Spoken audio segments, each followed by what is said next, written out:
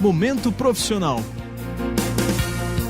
Dicas de carreira e sucesso com o professor Menegatti. Numa negociação, algumas dicas são muito valiosas para que você possa obter sucesso. Por exemplo, repita o que foi dito e peça a confirmação da outra parte.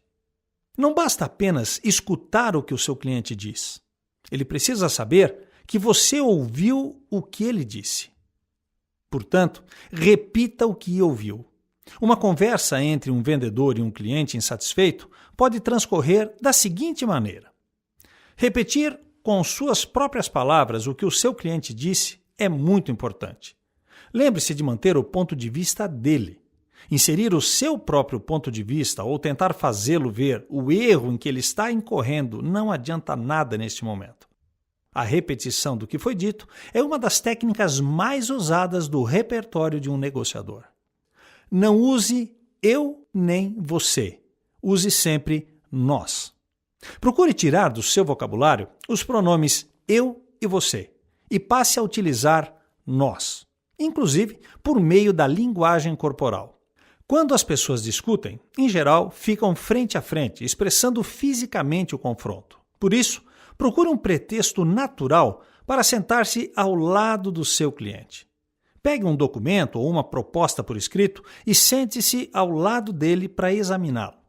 Conversar lado a lado não tem o efeito mágico de transformar a situação, mas reforça a ideia de que vocês são parceiros e estão enfrentando um difícil desafio juntos.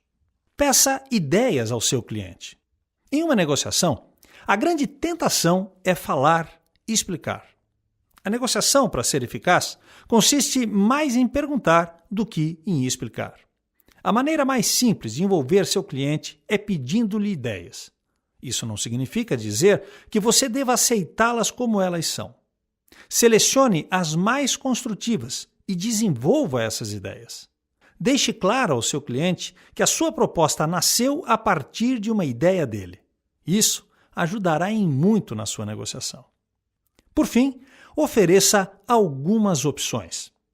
Se o seu cliente resiste em dar ideias ou de comentar as suas, tente envolvê-lo, oferecendo-lhe uma lista de alternativas para que ele possa escolher.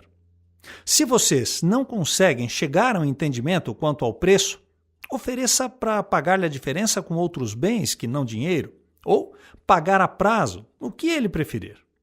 Pode ser mais fácil para ele escolher entre uma ou outra do que inventar uma terceira opção. E uma vez escolhida uma das alternativas, a ideia passa a ser dele. Outras dicas, acesse menegatti.srv.br.